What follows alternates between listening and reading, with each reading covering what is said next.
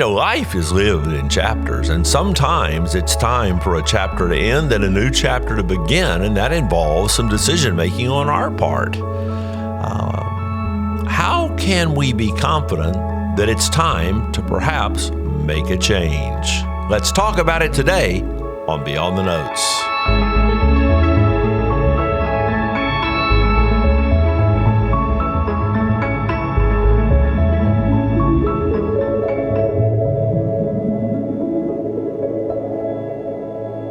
Okay, right out of the gate, I want to do a little bit of a disclaimer, because in case you're thinking that by the time we're finished with this episode, you're going to have a magic formula that will always lead you to a godly decision in subjective matters, well, I'm going to end up disappointing you. So I figured I would go ahead and warn you on the front end. But there are some principles and there are some ideas we can share.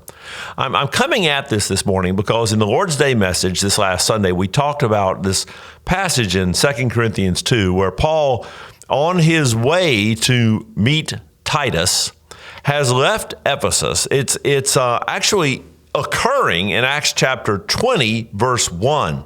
But Paul is recounting it as he writes 2 Corinthians a little bit later. His journey to meet Titus, ultimately in Philippi, took him through Troas.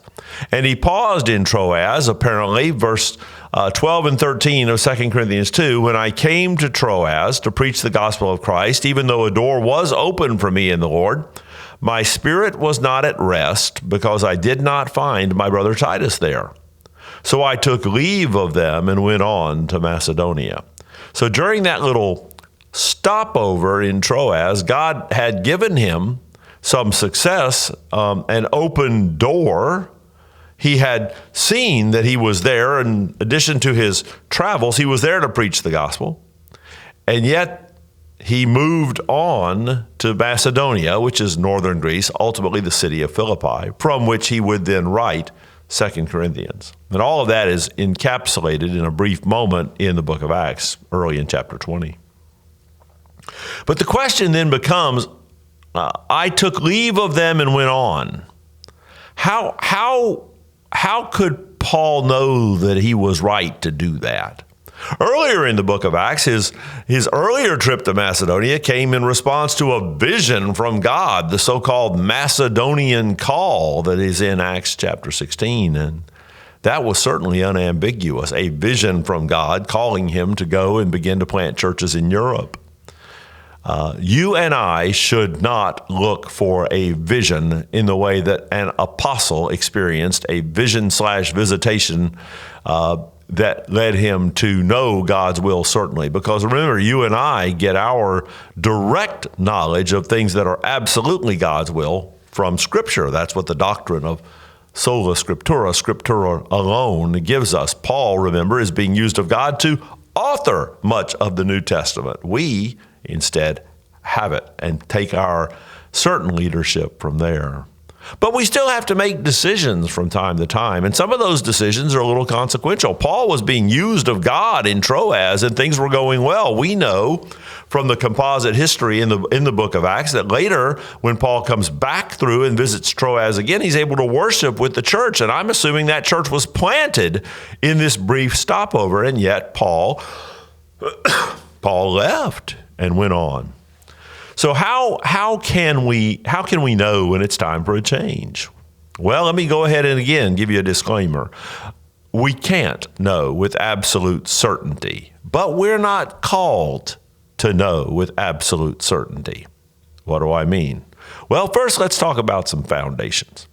If you're in a situation where you're making decisions about a next chapter of your life, maybe it's a next job, maybe it's a next move geographically, something that's a noteworthy theme. There are a couple of things that I would call very, very foundational that you're going to need to make certain you've got locked in. The first is you need to trust to God's providence. You need to trust that when it's all said and done, God will be found to have ruled and overruled in every aspect of the unfolding of the history in His creation. God's got this. And you're not going to be penalized. God is not taking his sovereign will and hiding it like a pea under a walnut shell, and like he's playing a shell game with you. And if you guess the wrong one and take the wrong direction, God's going to zot you. And something where God has not given explicit guidance in his word, you can trust that his providence is overseeing the unfolding of things, even the unfolding things in your life. Now, that's not the same as trusting you'll always know with certainty what he's up to, but you will find out when all is said and done that he has worked all things together for your good, and you can trust that. Second, you can resolve. I've had a conversation with another Bible teacher at our church just in recent days about my statement, and I've made it several times, that feelings of personal peace are not an indicator that you have found God's will. And I stand by that statement. My brother teacher asked me to make certain I was clear about something. When I say that feelings of personal peace are not an indicator that you have found God's will, what I mean by that is a blissful sense that something is going to be easy. Don't use a sense of, wow, the easier way to do this, therefore the way about which I feel most peace is this, therefore that must be God's will. Don't fall into that trap. What my brother wanted to warn me about is make certain that people don't hear you say that having come to resolve is a good thing. I am at peace with my decision, though my decision might be difficult. Coming to resolve is a good thing. Paul knew what his overall life mission was.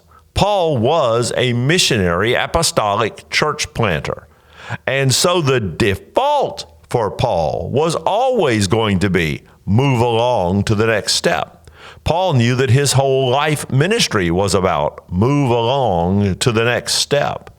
So as you grow in an awareness of your own spiritual gifting, as you grow in an awareness of your own personal purposes and missions, what God has put you here to do, then as you have that resolved, then that can be a part of knowing what God's next step for you is. If I had a terrific opportunity come at me today to go be a strawberry farmer, I'm not going to be bothered greatly by I'm not going to wrestle hard with, does God want me to go out there and start a strawberry farming venture?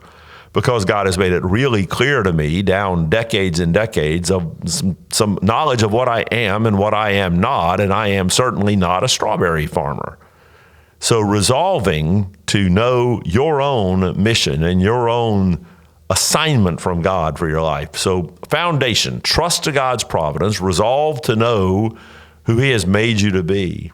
And then when it comes right down to some decision you have to make, the very first thing you have to do is decide, is there some biblical mandate in play regarding this decision?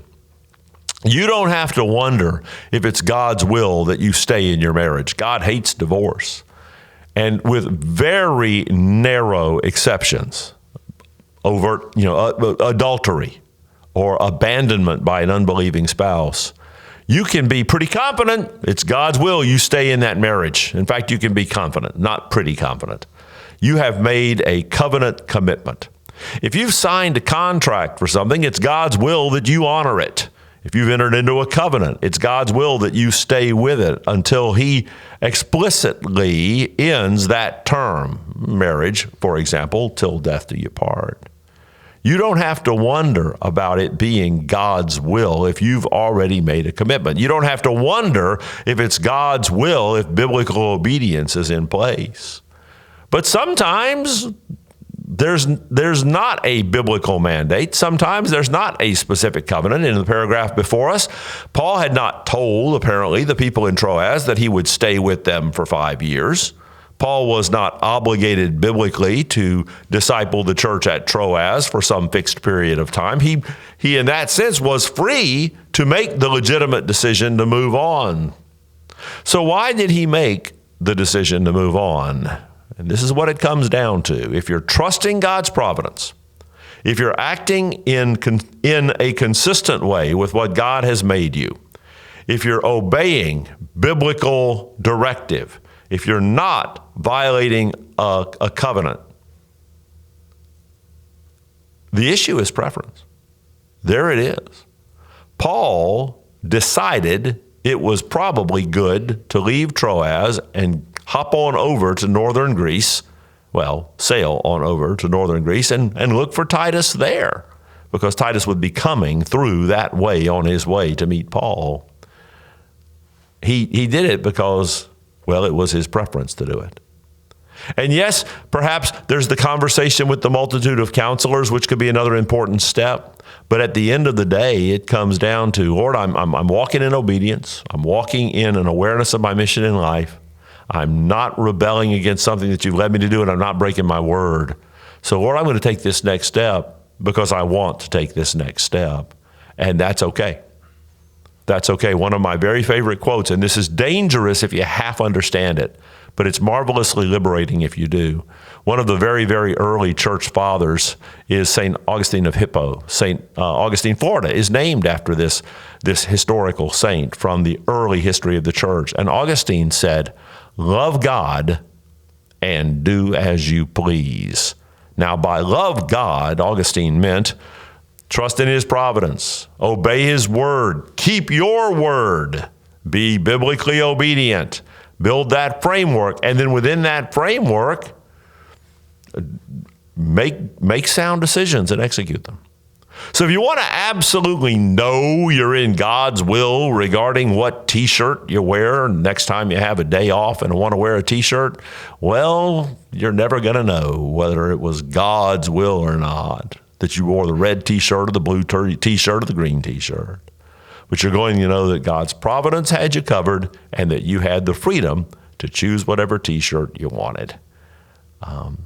And at the end of the day, in the scale of the living God of the universe, most of the decisions that we make electively weigh about the same thing as the color of our T-shirt, as long as we're being obedient to where he has spoken and trusting him to run his universe.